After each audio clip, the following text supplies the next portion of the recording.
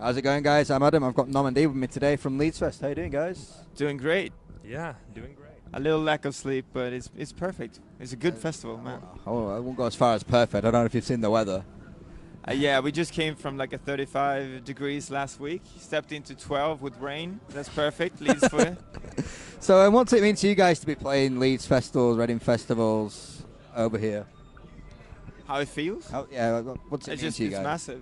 We had the honor to do Download Festival last year, and we were just dreaming of maybe coming back next year to do another big festival in the UK. It is our sort of like a second home in England, and it is, from my perspective, is one of the best festivals in Europe. Yeah, for sure.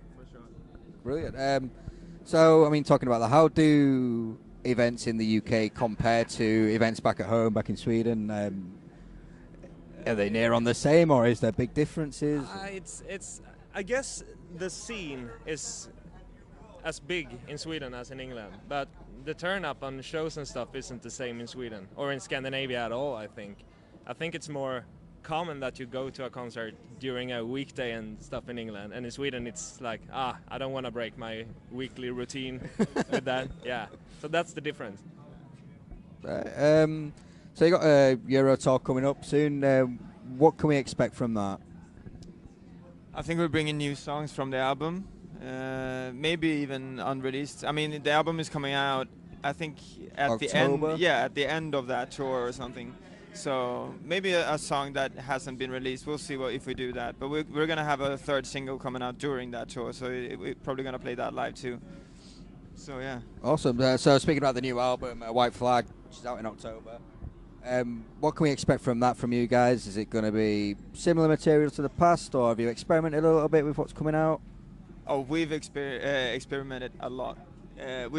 Roughly what we've done is we took Ingus, we picked it apart, we saw what's good and what's bad about it, what we liked about it, and we started building from there. And we didn't put ourselves in a box. We try to just go wherever we do what you wanted want to do. Yeah, exactly. We tried slapping the bass, and we tried, bringing in a gospel choir and like having vocoders and stuff. And it's been really fun. We've had such a long time doing it, so all the creative So space. what kind of thought process did you put into them when you were producing it and getting everything in line for you to go in and kind of develop these songs? Yeah, I mean, from the production side, I've just tried not to stick with just guitars and bass and synths even. I've tried to really experience running around with percussion, smashing things in the studios and stuff like that.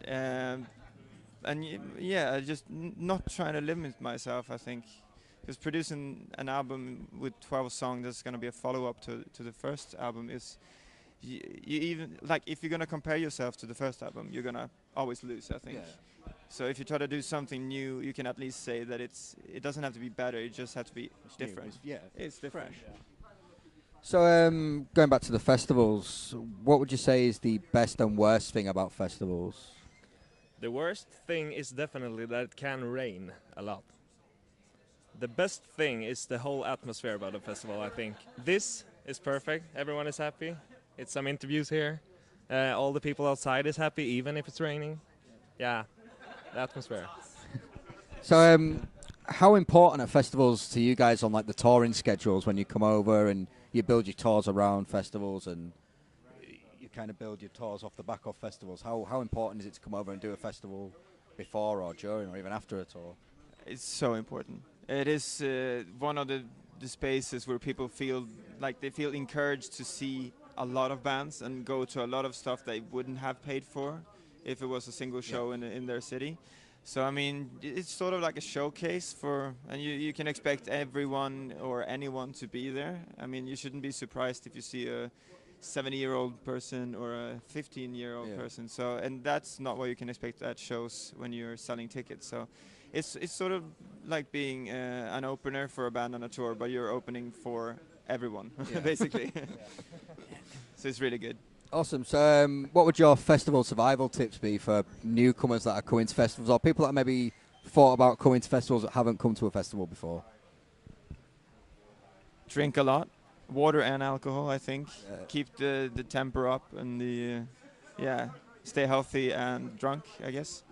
Yeah, no, I mean, when the rain is falling down, it's easy to just go, yeah, I'm gonna skip that band because I don't feel like it. I want to be in my tent. But when you get home, you're gonna regret it. Oh yeah, And definitely. I mean, it's better to regret drinking too much than missing a lot of bands, because drinking too much you do in your free time anyway sometimes. So better hungover than sorry, I guess. Yeah, If that's an expression now.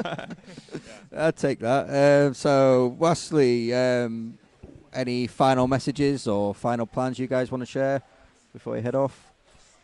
Don't miss the album. No, and yeah, we're really gonna try to step up our live game as much as possible. Trying to step into new grounds, maybe start playing some different instruments on the stage. I don't know, just really, really try to express ourselves in new ways as possible. Brilliant. Well, thanks so much for your time. We'll be sure to check you guys out later on. Cool, thanks. Thanks a lot.